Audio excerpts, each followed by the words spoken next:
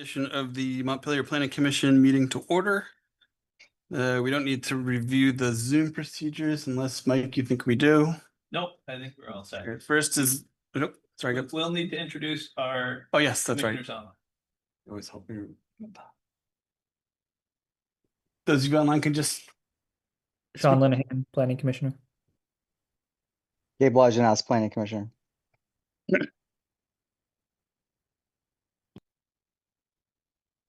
Maria. You're on mute.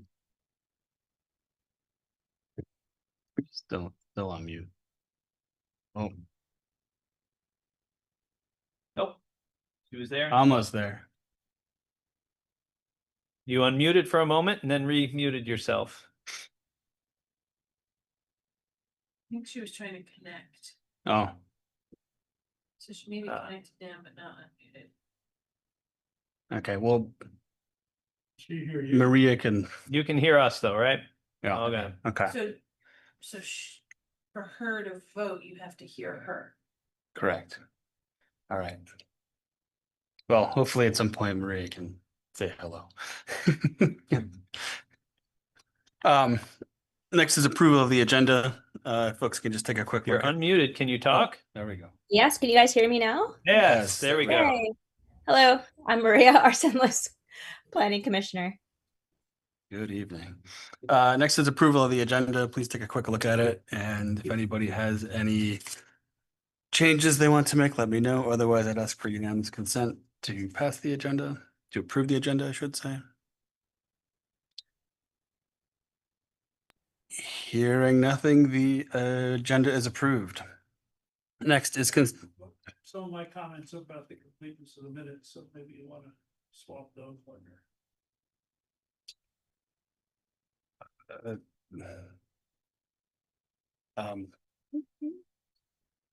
Steve has asked whether or not has made a suggestion that we swap the consideration of the minutes and comments and general business. I take it. Does anybody think that's a good idea? Does anybody want that change? Hearing none, the agenda is adopted as is. Next is consideration of the February 9th minutes. Please take a minute to look at those. And again, let me know if there's any suggested changes or edits.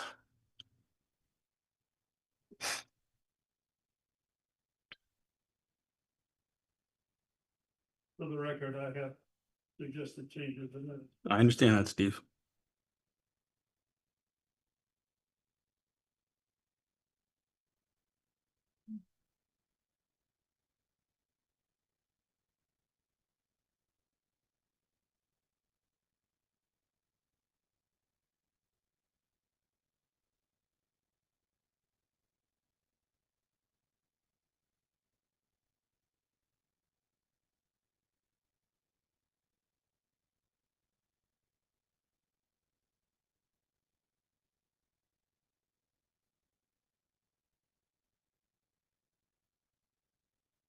Did I make the motion to adjourn last time, or did you, Rowan?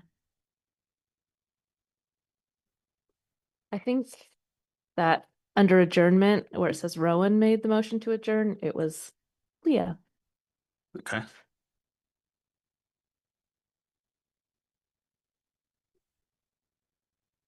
Right, since there's a proposed change on the table, I'll take a motion.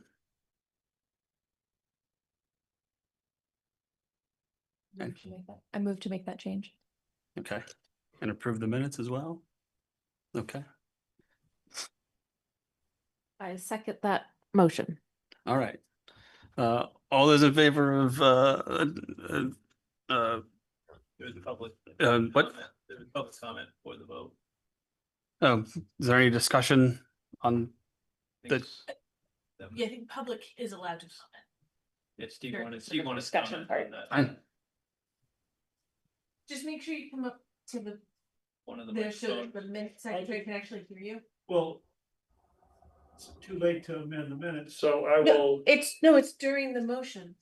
So We've got it's a- voted on yet. We've got a motion So on, you can, which means that you'd have to amend the motion. So I just get my comments on the record and we'll deal with it. any other discussion? All those in favor of adopting the minutes with the proposed change that Rowan laid out, say aye. Aye. Aye. Those opposed, say nay. The minutes with the change are adopted. Thanks. Next is comments from the commission. I don't have anything. Does anybody else have anything they'd like to comment on before we dive into things? Okay. With that, we'll move to general business. Anything that's not on the agenda. And Steve is here. Yes. It's kind of surreal, feeling like you're only talking to the record. Reminds me of the Invasion of the Body Snatchers movie. It's a good one. I want to address Steve Whitaker, Montpelier. I want to address three issues: the substance of my prior comments, the structural planning role of the body, and my request for written clarification. First, regarding the February 9th meeting, the minutes summarized my comments as, quote, perceived issues with Country Club Road. What I raised were not generalized perceptions. I raised specific planning determinations that remain unresolved. Act 250 jurisdiction, full build-out traffic analysis, brownfield delineation and corrective action planning, capital budgeting alignment, and grant sequencing. Whether the commission agrees with those concerns is not the issue. The issue is that those determinations have not been addressed here in any formal way. And I think it's insulting to characterize them in the minutes as perceived issues, or revealing of abdication on the part of the commission. On February 15th, I sent a written request to the chair asking for clarification of the commission's statutory authority and obligation under 24 VSA Chapter 117 to plan for the municipally owned Country Club Road. The request was directed to the commission, not to the staff, and asked for clarification of the commission's own understanding of its duties. It's now been more than a week. No written response has been provided. This is not a minor procedural question. It goes to whether the commission believes it has authority and responsibility over planning for municipally owned land before major infrastructure commitments and developer selection actions proceed. The chair of this body is an attorney and the head of a statutory municipal commission. When questions are raised about statutory authority, silence itself becomes part of the record. If the commission believes it does not have authority, it should say so and cite the statute. If it believes it does have authority, it should explain why that authority is not being exercised here. Either position is defensible. Silence is not. Now to the larger structural concern. Municipal staff have requested a transportation compatibility finding from the Regional Planning Commission's Transportation Advisory Committee for tomorrow night for raising Route 2 and reconstructing Country Club Road, including major infrastructure work. Before that request was made, I want to ask plainly, did the Planning Commission formally review and affirm the planning basis for that request? Has this commission asked that the Regional Planning Commission taken a vote to ask the Regional Planning Commission to rubber stamp or approve with conditions a major project at Route 2 and Country Club Road from the Rotary all the way out? Has the commission reviewed a full build-out traffic impact analysis?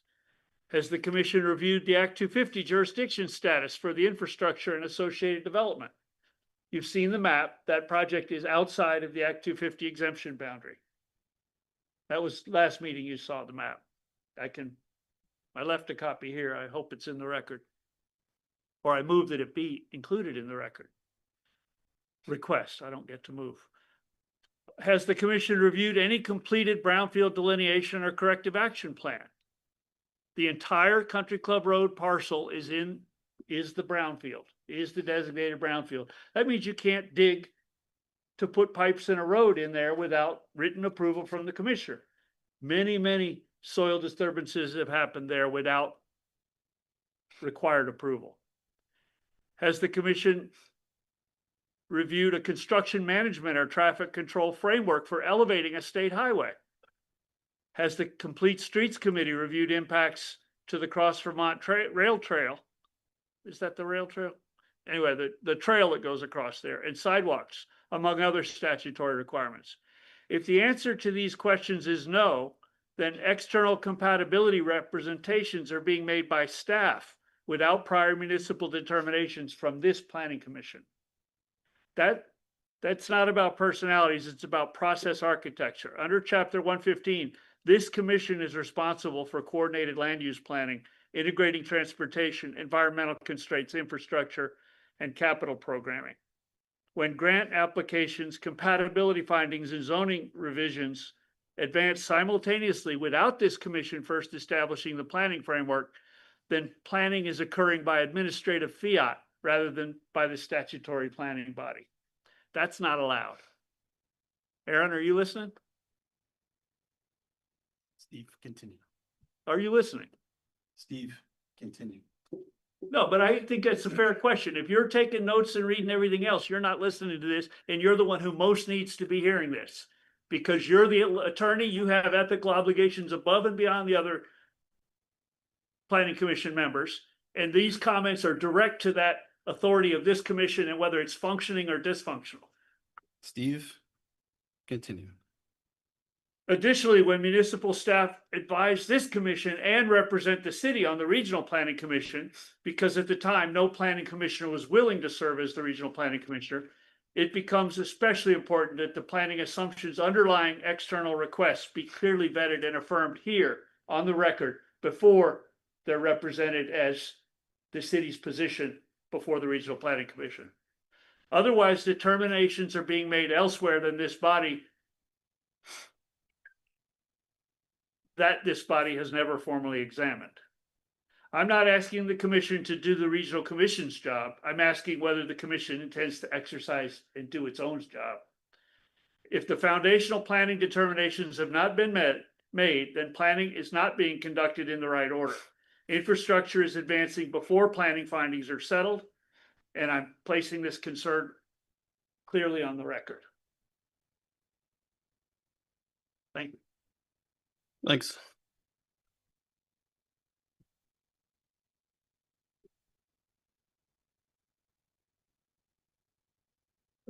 Next is an update on city planning projects. We've got continue to have a number of grant applications that we are working on. We've got our build grant that will be due tomorrow. So we ended up doing for Country Club Road, we had always planned on doing the CDBG-DR, Community Development Block Grant Disaster Recovery Funds. And what we decided to do is to put in a second application for that same project to that same amount of work. That is the build grant, and that's a federal grant. So they're both going in at almost the same time. Build is Tuesday, and the DR is on Friday. And each of them is $5.2, $5.3 million. And so that will get us the remainder of the funds we need to get the utilities out to Country Club Road and to fix the intersection at Route 2 and Country Club Road, or at least make some improvements to that intersection. So yeah, those two grants are getting ready to go in. There are a number of pieces we still have to do. As Steve pointed out, we've got to go to the TAC meeting again. We already went there once. They didn't have any issues with it, but somebody's playing some parliamentary things, making us go back. So we will have that meeting. So that's most of the big things that we're working on right now are the two grants, but we have a lot of other things going on. We did receive our 4 proposals for Country Club Road. They are online if people want to see them. We will be putting on the agenda. We're putting together a presentation. It's going to be a video. We'll bring it here. We'll show it. And that quickly kind of summarizes. That way we're being fair and giving the same presentation to all the different boards and commissions. And if people have comments, ultimately the decision will be made by the subcommittee and the city council. But they're looking for input from all the different committees and commissions that could be affected: housing, complete streets, parks, planning commission. So there's a lot of elements that are in that that they're looking for.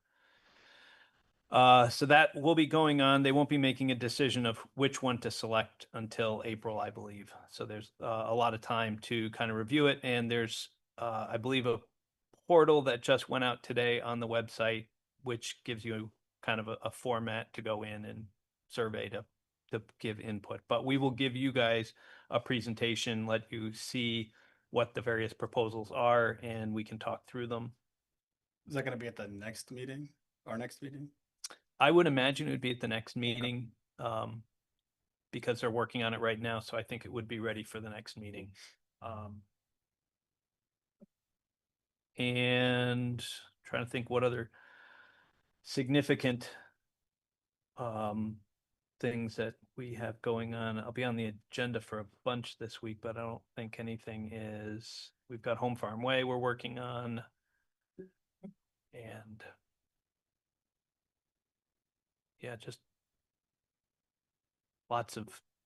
there are a lot of smaller projects that we're working on right now. We've got Farm like Way- resilience projects. Jog my memory, Home Farm Way is. That's next to Agway, Right, is to the- have that it's the big, floodplain? Yep. Okay. yep, it's a And floodplain restoration project. What needs to be done still? They're gonna remove 24,000 cubic yards. So a lot of dirt, thousands of truckloads of dirt will come out of that site, out of the floodplain. In order to create a larger floodplain just upstream of the city. So usually what you need to try to do to address some of the flood issues is you want to try to go and capture the floodwaters ahead and let it get out faster at the bottom. So basically, if we can meter the amount of water going through the stream channel, it's less likely to flood in the middle. So if we can create flood capacity above, and then there's going to be separate projects to try to make sure that the existing bottlenecks that are downstream of Bailey, will be removing those in a separate project in the future to try to go and make sure that water can go out easily and water is held up at the top. So that way it's less likely for there to be flooding in the middle. It might not make a huge difference, but sometimes making the difference of a half a foot might be enough to make a big difference in individual properties and which ones. So we don't think this will be the answer or the solution, or we've solved flooding in downtown Montpelier. That's not it. It's really to kind of go through and take what would be, a flood hitting 522 to maybe hitting it at 521 and a half. And that half a foot can make a big difference on how many properties get flooded or how badly somebody gets flooded when they do. So it's an all in approach that we have right now. We'll getting to elevate buildings, floodproofing buildings. This is another step in that to try to make sure we're doing all the different pieces that we can. Hey, Mike. Yep. I know before one of the disaster, I guess the very first DR, right? There was a planning grant that came through here from that committee that's sort of working on resiliency. And I think that was awarded, right? That those funds were awarded. Do we have any sense on where that project is right now, that research and study? For the entire watershed? Right. Yeah. I don't know. I'd have to go and check with John Copans on that one. There is a grant to do the River's Edge Master Plan, which we met last week to start talking about moving that one forward. So that grant application is going forward. That's a little more, very specific on how we can start addressing and working. We've spent decades turning our backs to the rivers. Now we're kind of trying to face the rivers more. So we're trying to identify ways of facing the river and also being more resilient at the same time. And I think that's what his plan, his effort is going to be looking at. So that one will be moving forward. And when I talked to him, we were going to try to put together a steering committee. And one of the suggestions is to look to see if maybe there'll be a planning commissioner who might be interested in sitting on that, to be able to report back as the project advances. Because they'll be running it and doing it, and there'll be a consultant, but we still want to have a number of folks, Planning Commission, Conservation Commission, people who are working in the resilience field to try to go and make sure we've got lots of input there and a lot of eyes on the project to make sure that we're addressing all the different potential opportunities. Thank you. So I think Is it part of either the money that's going towards Farmway and what John is doing with his study? I remember sort of in the middle of that, there was talk about dam removal. Is any of that moving right now, or is yeah, that as a part of the Home Farm Way was put in as two different hazard mitigation grants. So they were two separate ones, and then at the end they were joined together. So as a part of Home Farm Way, we are also removing the dam that's downstream of that. So the Pioneer Dam, if you go out the bike path, you can see it. Or if you drive across Pioneer Bridge and look up, you see this just trashy concrete dam. That's the one they're going to be removing. So between the two, they're going to remove 24,000 cubic yards out of Home Farm Way and 21,000 cubic yards out of the river itself. So there's going to be a lot more flood capacity in that area. But again, that's all upstream. But the funding for Bailey Dam, which is the one next to Shaw's, didn't get funded. So we have a couple of others that are still out there that we're looking for. So, but yeah, we've got a lot there. DPW has the lion's share of these resilience projects on their plate, but we're trying to do our best to help work through some of these. And I think that's about it for the city projects. Great. Any questions for Mike? Nope. Okay. Next up is continuing work on the zoning amendments. Tonight, we're going to look at chapter 350, which are the subdivision standards, and part 4, the administrative procedures. So I'm not sure if Mike, Yeah. you or Meredith are gonna. Yeah, we don't know how long this will take going through. So if we have enough time, we'll kind of go through some of the part 4 stuff, because the sooner we get through all of this, then the sooner we can kind of get around, start making some red lines and making decisions, which I think is what we all kind of want to get to. So we went through the PUDs last time, which are kind of these subdivision / development projects. The subdivision standards are really strictly for subdivisions. And so we've got some areas where we think there's areas we could clean it up. We think these, even when these were adopted back in 2017, 2018, there was a recognition that the subdivision standards here were a little bit suburban. But at the time, we weren't getting very many subdivisions. So we were picking our battles. We still think there's going to be some improvements to make here. So some of the standards, we've got some recommendations we'll give to you. So capacity of community facilities and utilities. This is one, it's a little bit tricky because usually the subdivisions don't involve the buildings or the uses. You're just talking about subdividing the land. But in talking with Meredith, these actually do come in various ways. So we're actually going to recommend probably keeping these here. We just have to make sure if you're going to do a subdivision and we make an assumption of a certain number of units, that development isn't going to impact these type of community facilities and services. Most of the time, this isn't even an issue because we've got plenty of capacity in our schools. Police, fire, ambulance, streets, infrastructure, maintenance, that's the only one that might come up if we've got a road that isn't big enough to accommodate a subdivision coming off of it.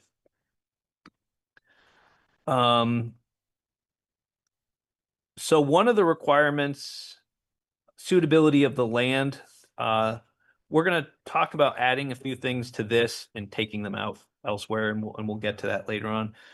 What really suitability of the land looks for? It says if you're going to subdivide a lot, it has to have some use.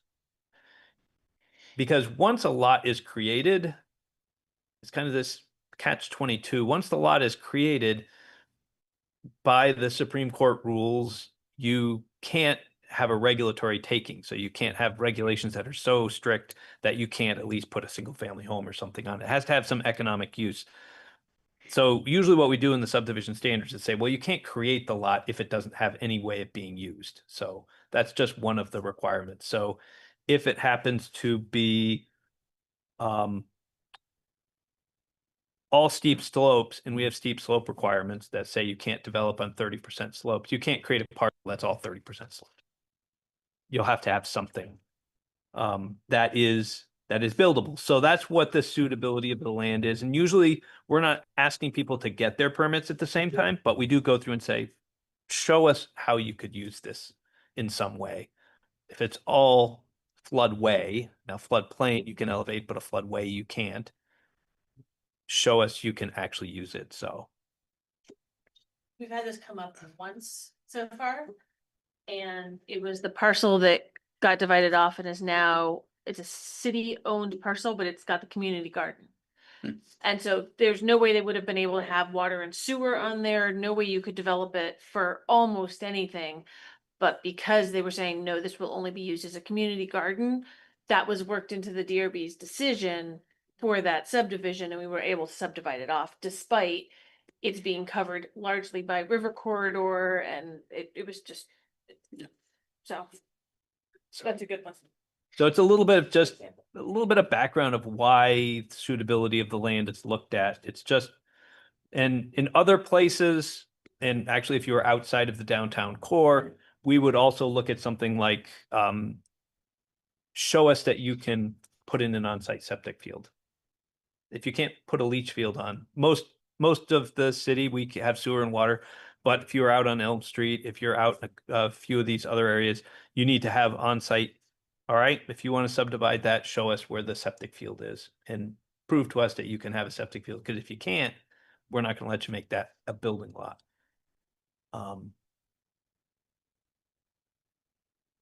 If that's good, I'll just jump to the next one, which is traffic. We're actually going to recommend moving this out. We've talked about if we move traffic to be a general standard, then it wouldn't need to be here because it'll be covered under the general standards. Because really it's tough. You're subdividing. You make 2 lots. How do you evaluate traffic on? It's a subdivision. There's no building. There's no use. How do you evaluate traffic on a 5-lot, 2-lot subdivision? So we could assume a single family home on each one, but it could also be something bigger than that. So if it's moved to general, it'll be covered. The design and configuration of parcel boundaries, a lot of these kind of come in because in the past, there used to be a lot of games you used to have to play to meet the zoning, to meet different requirements. And so a lot of zoning then turned around and came in with rules to try to go and stop people from doing it. So back before 2003, there used to be a 10-acre exemption for on-site septic. So a lot of people would build 10-acre lots that were 60 feet wide and 2,800 feet deep. And we call them bowling alley lots. And you had, or spaghetti lots. And you had these weird configured lots that would go up and around and bend around in order to meet frontage requirements. And so generally, because of our rules being pretty tight, we don't usually have a lot of issues with people making funky lots.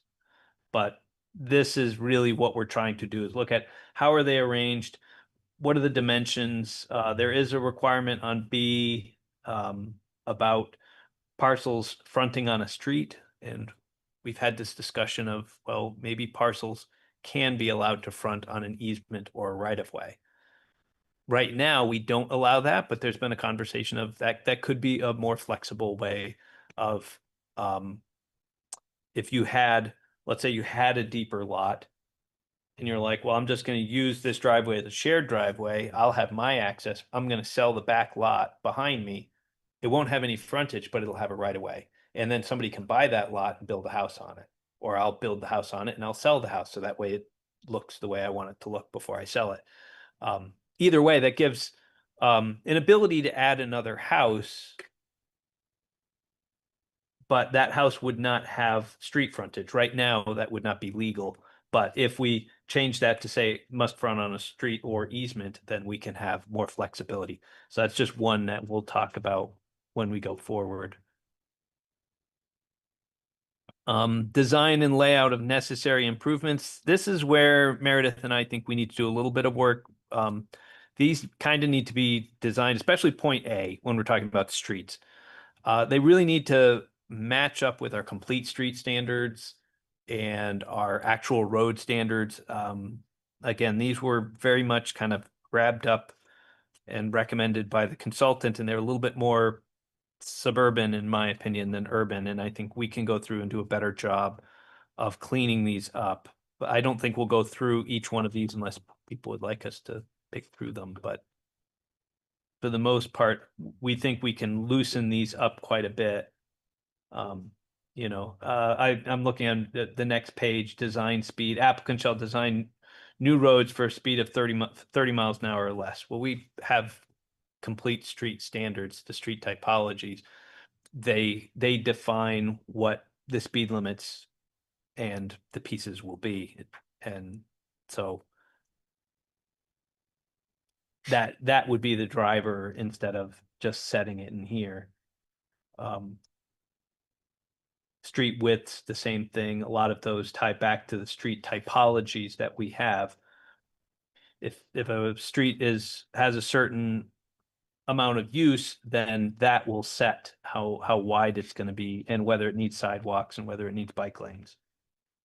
And I'm sorry, where do the complete streets standards They're not reside actually right now? They're not in here right now. I know, but where do they reside otherwise? There is a document called the Complete Streets Master Plan, and it has all the typologies, including a map of all the streets.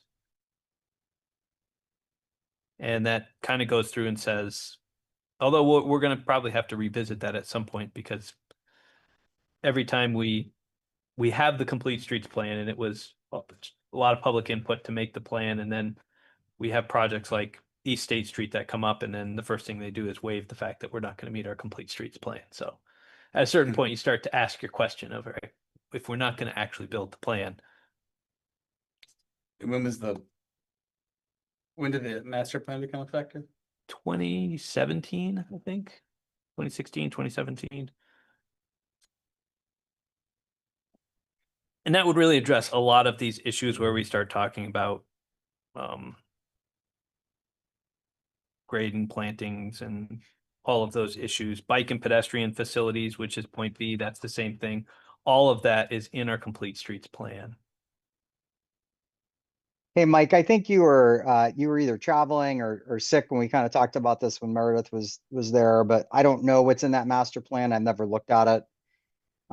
Yeah, I think we've had these conversations. I know DPW, like the sidewalks to nowhere. I don't know what that looks like in that master plan, but hopefully we can address that kind of thing. Yeah, it always depends on where it goes. The idea of the Complete Streets Plan is that no matter where you are, you would be able to know whether you're walking, biking, driving, you would be able to have a way of getting to the downtown and in a safe way. So, in a certain street, so if you have a street that's low traffic, you can walk on the side of the street. You don't need a sidewalk. But as soon as the traffic reaches a certain level, then you need a sidewalk on one side. And if it reaches a certain higher level, then you're going to need a sidewalk on both sides. And that's kind of the premise.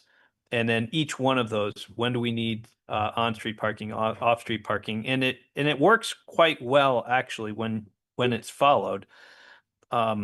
Because usually when you go through it and actually look at, here's what the plan says, here's what's on the ground, you can automatically go through and say, well, here are the areas where there's conflict. And you'd go through and say, oh, well, Berry Street, Elm Street, these are areas where it's difficult to bike because of the conflicts with the on-street parking. So there are these natural areas where you can see right where things don't match the plan are usually areas where actually, yes, these are areas we know you'd expect to have problems because I guess all I meant was that if we like incorporate something by reference or do whatever, that same discussion of just because currently you need to have, if you do a new subdivision, right, we need to have sidewalks, but DPW and traffic standards would say, well, you don't need them, but our regs say you do need them. And I'm just saying, if we say, oh, we're gonna point to the complete streets master plan, let's just make sure that language kind of syncs. Like, I think everybody, like, yeah, of course, everybody wants to get safely wherever they're supposed to be. Let's just make sure it makes sense, right? Yes. Anything that we can do to save developers money, right, and be able to reduce costs to people that want to move here and build here, like that's great. Yeah, and that's the other question, is trying to make sure that we've got the designations on the map correct. And that's the other reason why outside of this process, DPW and planning, we do want to kind of go back and take another look at that plan, because we've used it for a little while and we've recognized areas where there are roads that we need to go and reevaluate whether or not they're properly typed. And then that makes a difference as to whether or not it's those become necessary. And then the separate question is, if you end up triggering that next step, and I think that's what Gabe is getting at, then it necessitates constructing a sidewalk. Well, that's an additional cost that goes to the developers. And that's something that has to be discussed. Do we have that, or does that just get flagged? Because a lot of times, they always say it's like, you keep adding traffic, adding bikes and pedestrians up to a certain point, and then it's that last person that comes in to build that last duplex that tips it over the scale, and it's the duplex that has to build 1,000 feet of sidewalk. And you're like, well, they really are only proportionally responsible for that need. And we have to talk about that just as a policy. I think if we get the map right, it'll be less of an issue. It's more a matter of understanding with the new, what are we going to require in those sites? Yeah, because I don't want to get into specifics, but we do have a case where our zoning here says you had to put in a sidewalk, but the complete streets probably wouldn't have required you to have the sidewalk. So that's one of the disconnects, is that we've got this sidewalk that's not connected to anything. And that's one of the reasons we're talking about, yes, we have these suburban subdivision regulations that are saying, do this, do this, do this. But the reality is, we don't necessarily need to. Or maybe we do. That's part of the question. All Meredith does is enforce the rules we give her. So we just want to make sure we get them right. And that's pedestrian and bike facilities. And then we're back again to some of those standards that we talked about in the first one: water and wastewater, firefighting, public and private utilities. So this is really just going through, when somebody's looking to put in a subdivision, we're going to look at those as a part of the approval. Point F talks about landscaping. That's one we're going to probably talk about either reviewing or removing. Because again, you're subdividing. Just the subdivision itself should not necessitate making landscaping requirements. It's when you're building on that you need to go in, and that will happen separately under site plan. Monuments and corner markers, that's pretty straightforward. Construction, maintenance, necessary improvements, that's pretty straightforward. Character of the neighborhood and settlement pattern. So here's another popular one for removing, and we think this is probably one that we don't need. It doesn't really have a specific I'm sorry, where are you? objective. 3507. Okay. 3506 was a pretty long Yeah, list okay. of stuff, I'm so trying- it keeps going. Yeah, I'm keeps trying to get going. to the end of 3506. Okay. Yeah. So the character of the neighborhood and settlement pattern, this is probably one we could look at removing. I don't think it adds a lot of benefit, and I think it's something that people can use to beat up subdivisions. We have talked quite a bit in 3508 about renewable energy and energy conservation. This one we have amended multiple times. We can always go back and take another peek at it. If somebody wants to, we can also, it hasn't been an issue now that we've made the adjustments to point C that we did.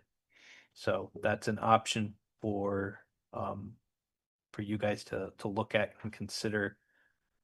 And natural resource protection is one I think that we can move forward to that section up front on suitability.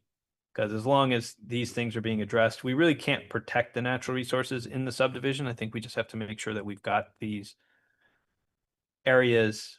If there are natural resources that need to be protected, they just need to be addressed in the subdivision, that there are areas you can develop that will not impact those natural resources. And I think the last part of that is, part of this is one of the few places we have Conservation Commission review. And we're going to be asking to remove that. It's been problematic. It was something I wasn't a big fan of when we started. It's the only kind of advisory review we have. And the Conservation Commission that's not their usual duty jobs. So it's more difficult to try to work to get that review done and done correctly. So it's probably better for them to provide testimony, which they can always do. And I think Meredith had said we can always send them copies of permits or applications to them to review, and to provide comments to the DRB and let the DRB make decisions. But rather than have the applicant go to the Conservation Commission first and then go to the DRB second, it's just adding an extra layer and slowing things down. And then we've had Conservation Commissions take multiple steps. They meet once a month. So all of a sudden we're out 60 days. We haven't even gotten to the DRB yet because we're waiting for the Conservation Commission to issue a decision. So, Well, and it's especially an issue now that sketch plan is optional. So when I had sketch plan review, always had to happen for every single subdivision. I would send it to the Conservation Commission at sketch, and as long as there wasn't a big change in the plan, it didn't have to go back to conservation again before final. So sometimes we'd be like, oh, we're on the calendar, but we won't get there till after the sketch review. That's fine. It just gets in there for the final. It all works out. If nobody has sketch anymore, it's gonna make it just the Conservation Commission review is going to drag out the time. So it's gonna be like they had to go to sketch review. And just to confirm my understanding, this Conservation Commission review, this is something that we voluntarily put in our own code. It's not something that that this commission is requiring of us. So we can voluntarily exclude ourselves from this extra process. yes. Okay. Yes, there's no statutory requirement that Conservation Commission have this review. They didn't ask for it. It was one that the consultant kind of put in there, and I think if we ask Conservation Commission, they would probably, I mean, we can ask them, or we will ask them what they think. But like I said, I think it's staff's recommendation that it would probably operate better if they were not if they were not in as a required advisory committee and just acted. And they can certainly testify and give information and opinions, but I think it would operate better without that. But we'll talk to them. We'll let them know. I think what we should try to do better, more different with the Conservation Commission is to make sure that we are building their natural resources. We have a natural resources map that we use. Those are the things that we put in there that are flagged for protection. And we should work and do more to make sure that they are helping us to build the zoning. They shouldn't be a part of enforcing the zoning and administering the zoning. They should be a part of this. So I think as a part of this update process, there's a new wetlands map out. We're going to recommend that we have you incorporate the new wetland advisory maps that came out that the state has adopted, and we would put those into ours and we would enforce those maps going forward. That's a good thing. If they have other things that they want, they should be working with us and you to kind of come in and say, we think this is an important natural resource, whether it's a natural area or something else, that this is something that the city should be protecting. Great. If we have it and we know about it, we can then put it on in our regulations, and then we can enforce it. And I think that would be the proper place for the Conservation Commission, and the most effective way for the Conservation Commission to be kind of getting those resources protected.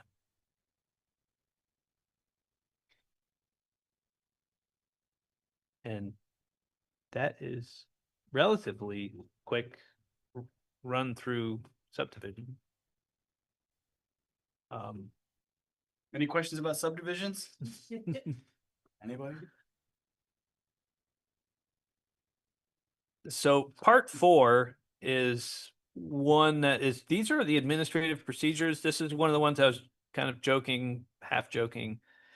If you want to go and shorten the document, you just go through and say these regulations shall be administered and enforced in accordance with Chapter 117 of Title 24.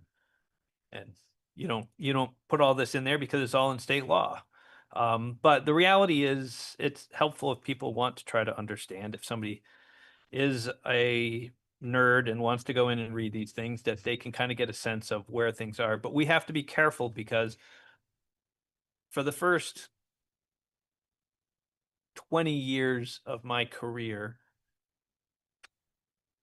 the state was never changing any of these. So it was never a big deal.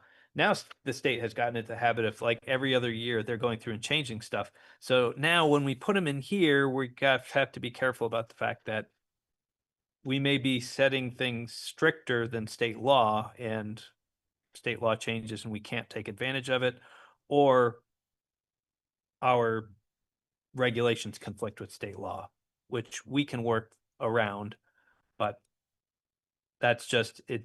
You end up having to go back through and make corrections if you're going to keep this amount of text in here. So like I said, as we move forward, we can always go through and take things out. A lot of this is kind of general. What does the administrative officer do? What does the DRB do? Advisory committees. Right now it talks about 3 advisory committees. Really, the design review committee is the major one. Conservation Commission is one we just talked about. Should it stay? Should it not? The technical review committee, Meredith and I talked about it, maybe one that we could put in as maybe in a definition section. It's not a formal committee. It's really whoever Meredith thinks needs to see an application. So we'll get an application in, and Meredith will go through and, it's sometimes, if it's a major project, I'll think of a Caledonia Spirits when that one was built. We're going to bring everybody in and we're going to sit around a table and we're going to have a conversation with police, fire, DPW, for streets, and DPW for utilities. And we're going to have, a lot of conversation about all the different issues that may come up with that project, or the parking garage when that was proposed. A lot of people wanted to get involved in all of these projects. Others are just a simple, straightforward, this really the only thing that matters is DPW, and making sure that that's okay, because we know it's not going to have an impact on the others. So technical review committee really isn't a thing. Sometimes people think of it as that. We just call it that because What section are you on?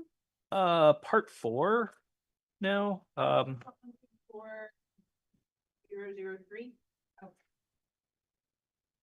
So we may eliminate a couple of those, kind of shorten things down a little bit there. Fees and filing, again, these are all by statute, but performance bonds, if we don't give the DRB permission, and by having this adopted in the regulations, we have given them permission to require a performance bond, then we can't. So this just gives them a power to have performance bonds. I've never remembered them ever doing it. It's just, it comes up when there's a zoning requirement that we aren't sure is going to be met, or that the city would be held liable for if it doesn't get done, and we can attach a surety to that if we wanted to. And that's not in statute, the performance bonds. The way statute is worded, it says DRB, if kind of one of these, if the municipality allows the DRB may do this. So this language being in here gives us the power. As built drawings, that's just another one that could be probably tucked into conditions as well. But zoning permit procedures, again, a lot of this is kind of set by statute. It's helpful.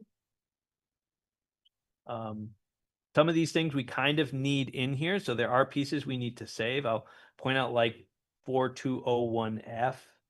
The administrative officer may waive an application requirement upon finding the information is not necessary to determine compliance with these regulations. Require an applicant to provide additional information as necessary to determine compliance with these regulations. So, I mean, some of these are things that we just have to make sure are documented. So Meredith has the powers that she needs to go through and to not make people do silly things. If I think we just had one today with the well, it was in the river hazard regulations where it says you have to have an H&H, a hydraulic and hydrodynamic engineering study. And we're looking at the project that says, yeah, but this one doesn't need that. That'd be a very expensive requirement. And it's necessary for a lot of projects, but not this one. And so it just gives her, because it's an application requirement, it gives us the ability to kind of go through and say, yeah, you don't have to do that. So a lot of these kind of giving some flexibility. Some of these we could put into powers of the administrative officer, but it's also fitting it in here somewhere. But again, a lot of these reviewing and referring a zoning permit application, approving and denying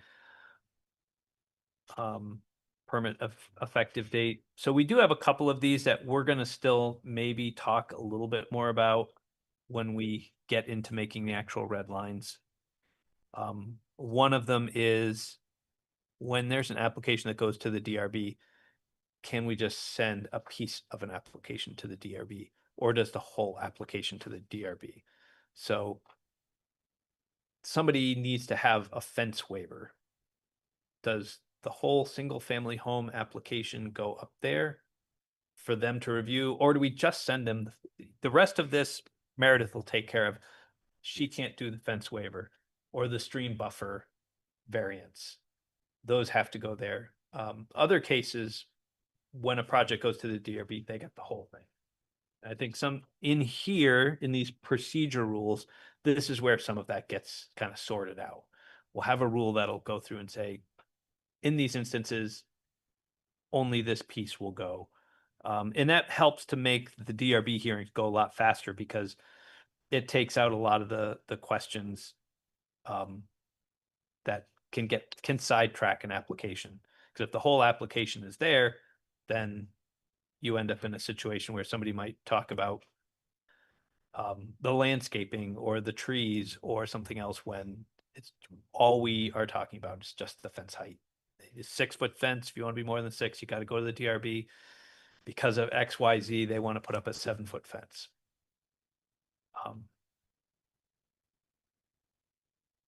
So again, a lot of these rules, I don't know if there are any more notes that Meredith had through these. A lot of these have tended to work. We haven't had a lot of issues. But again, like we said, a lot of these are also could be unnecessary because a lot of them are in statute. So yeah, I think actually, as I flip forward, I think it was 4305, which is where we were talking about those combined reviews. Some of them we don't need to combine.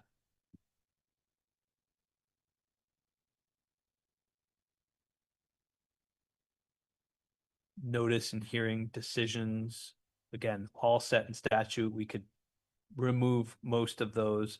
So I think some of this will just come down to a conversation about how much we do or don't want.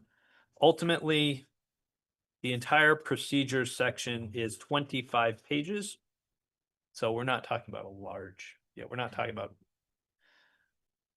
we could whittle this down to 15 pages if we wanted to really condense it. I don't know if that's necessary. Certain things we kind of have to keep. The enforcement piece is very important.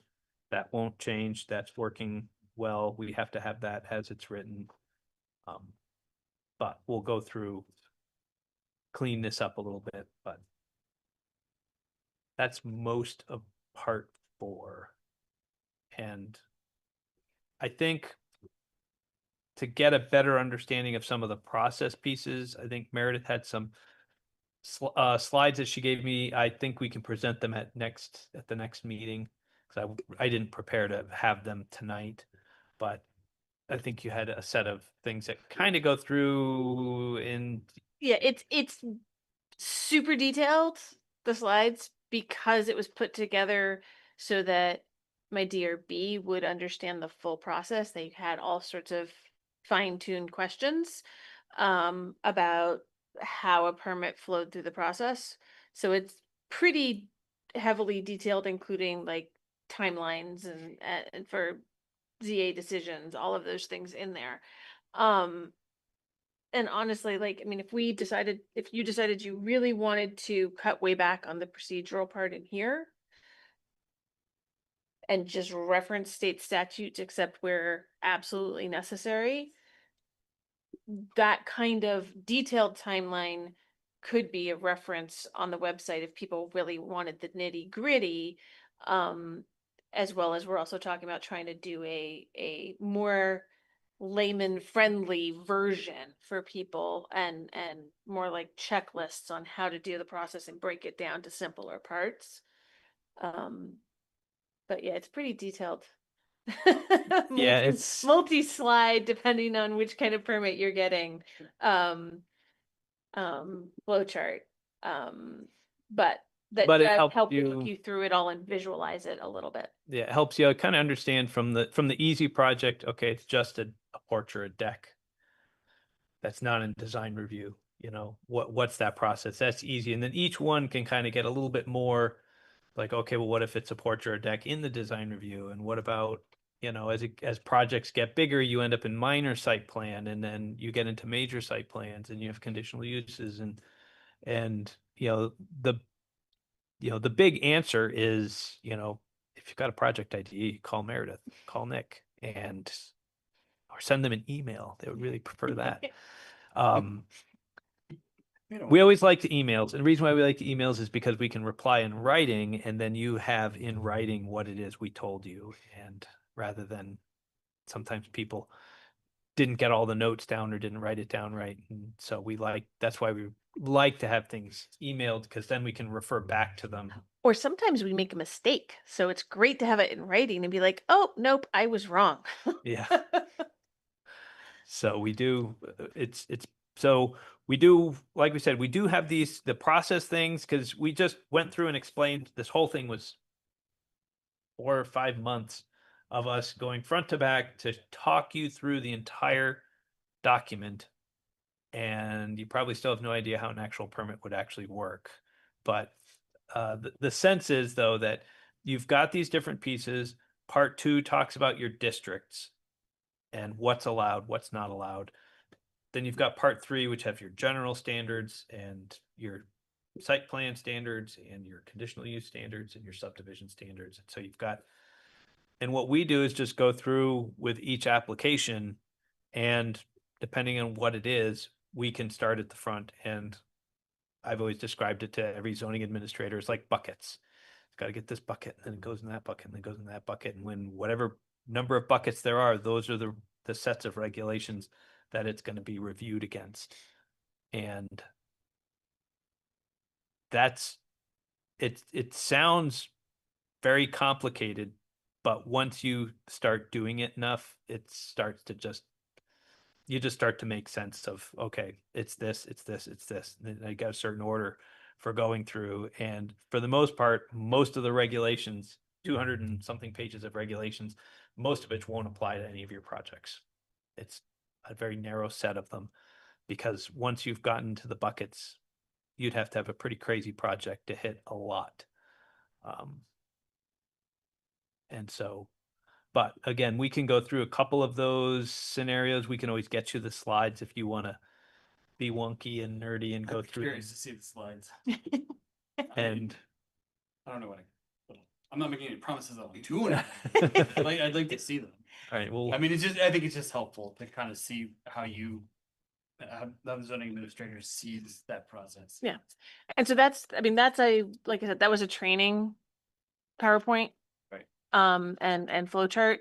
I know you had, asked about, and I've been in conversation with staff for the housing committee about trying to run an actual like project through different processes to say, hey, you're putting a porch on a single family home and design review, and just take that same kind of project through each.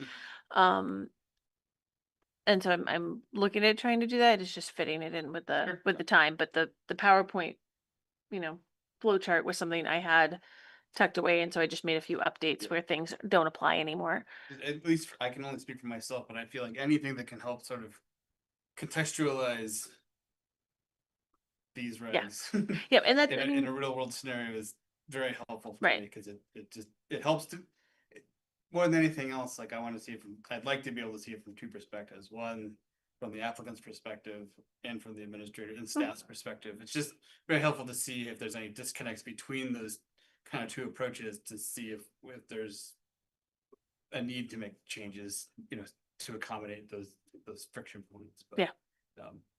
So. yep.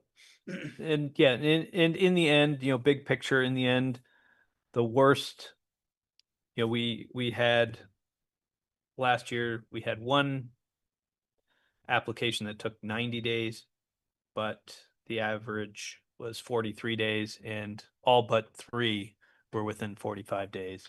those were the ones that went to the DRB. Those are the ones that went to the DRB. Versus Anything that didn't go to the administrative. DRB were Yeah. either days or weeks, depending on whether it had an administrative site plan or not. So, or if it had to go to design review. So even in the worst case scenario of going to design review and DRB, you're still usually getting your permit within 45 days. So Of a it's- complete application. of a complete application. And that is where you'll hear also comments from builders and developers of, yeah, but it takes a long time to get the application ready because of requirements. But that's where we've talked a little bit about, well, maybe we could make some adjustments. We know what we want as the outcome. We want to make sure X gets protected. And right now, the application requires, maybe I'm thinking steep slopes. Application has a steep, or has a high upfront cost.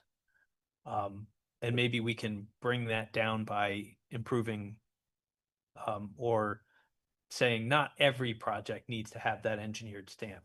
Are there ways that we could narrow our scope to make this go a little bit faster for these smaller projects that don't necessarily need to have an engineer? And that's what we can work on, is the upfront. How can we improve the process before complete application?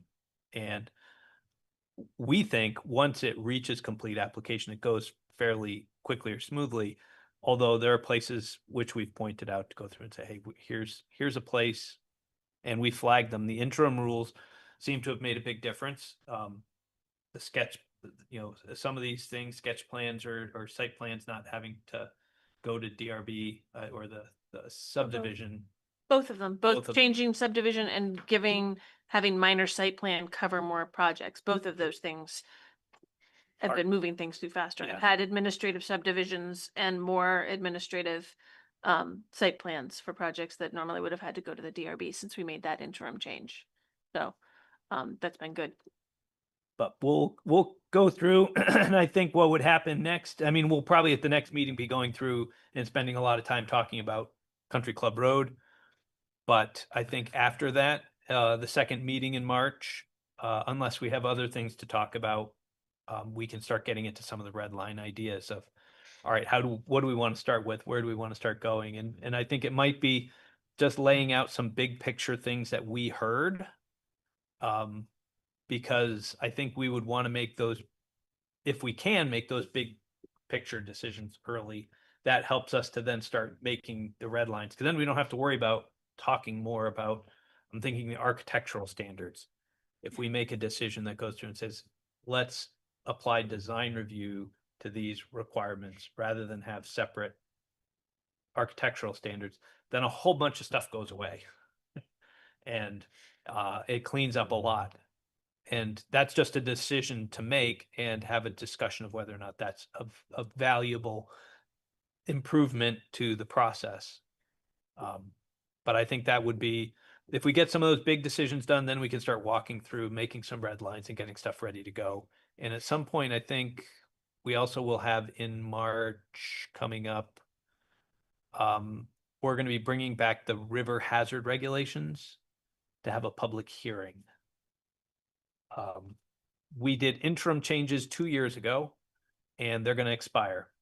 And so we have to go through and get those warned for readoption. And so we'll probably have a couple of red lines that we'll quickly go through to make sure that those set of regulations are cleaned up and ready to go. But we'll adopt those quickly while we start building out our red line on the zoning. And I think that's all we had. Oh, we didn't talk about part 5 because part 5's definitions. Sure. So unless people want to talk about the definitions, Read them at your leisure. read them at your leisure. Yes. Thanks. This has been really helpful. I know that it's been a good handful of months that you guys have been coming here to help walk us through this. It's been really helpful for me, and it's a good reminder. Even though this is probably my second or third time going through this stuff, there's always a lot that it kind of washes over you at first, and the more you hear it, the better it, the easier it gets. I'll say. Unless there's anybody have any questions for Meredith or Mike about anything specific they discussed tonight? Okay. I just wanted, this isn't on the agenda, but what you were saying, Mike, just to help sort of jog my memory.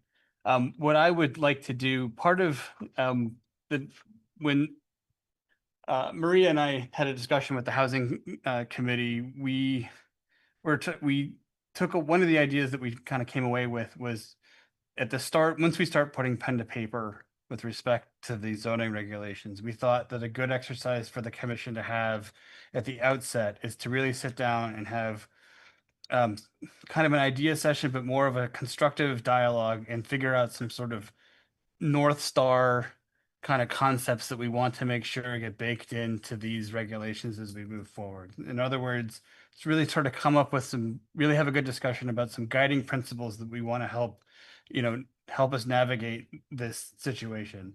I know that staff has certain opinions about, what has worked and what hasn't, and that's very helpful. But I think as a commission, we need to have that exercise ourselves to make sure that we're on, to the extent that we can all get on the same page, that we do, and we also have that discussion with Mike here and maybe Meredith, so that they're aware of what we're thinking. So as we do start to put pen to paper, we can always refer back to those ideas, and we can continuously ask ourselves, are these concepts that we all agreed on at the beginning of this process, does this proposed edit or amendment or whatever, does it really further those goals? And obviously we can revisit those concepts and goals and guiding principles as this process moves along. But I would just ask the commissioners at this point to just start thinking about it in the back of your mind about sort of what you want these regulations to do. If you've identified some deficiencies that you think need to be, sort of broad brushstroke deficiencies that you think that the regs should somehow rectify or make changes to fix, great. Otherwise, sort of conceptually, the fundamental question obviously is what do we want these zoning regulations to do? What sorts of activities should these be supportive of? What do we really want to encourage? And and we want to make sure that those concepts come up very clear in once we start making edits to the regulations. So I think my plan is to, if we have time, to kind of start that discussion at our next meeting in a couple of weeks. That's not to say that we can't continue it to late March, but we are sort of getting to the point where, I think it certainly sounds like Mike and Meredith have thought about this a lot and have some ideas about where to start making some changes. And so I don't want to hold that up, but so I just ask everybody over the next couple of weeks, just to sort of think about this a little bit, and we can have that discussion in a couple of weeks in a more concerted and structured way. So does that sound good to everybody? Does anybody think that's a? I'm happy to hear if it's a bad idea. You know, I just want to. Yeah, I don't want to be. 2 thumbs up from Maria. Okay. All right. Yeah, I like it. Thank you. So guiding principles in Country Club Road for the next meeting. If we can get both of them done, Yeah. then that would be great. Yeah. And if anybody has sort of any ideas or wants to, you know, sort of pitch a structure for that discussion or just want to float some ideas, feel free to email me.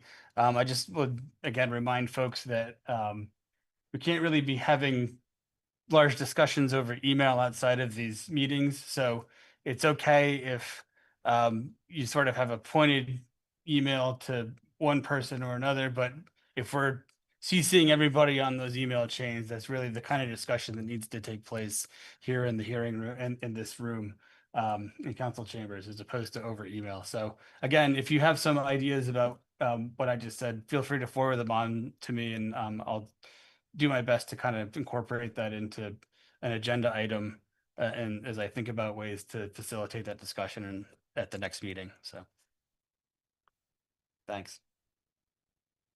I think with that, we only have one more agenda item left, and that's adjournment, unless anybody has anything else they want to talk about. No? I'll take a motion on adjournment. I so move. Moved by Rowan, A second. seconded by Sean. All those in favor of adjourning, say aye. Aye. Anybody opposed? We are adjourned. Thanks, everybody. Thank you.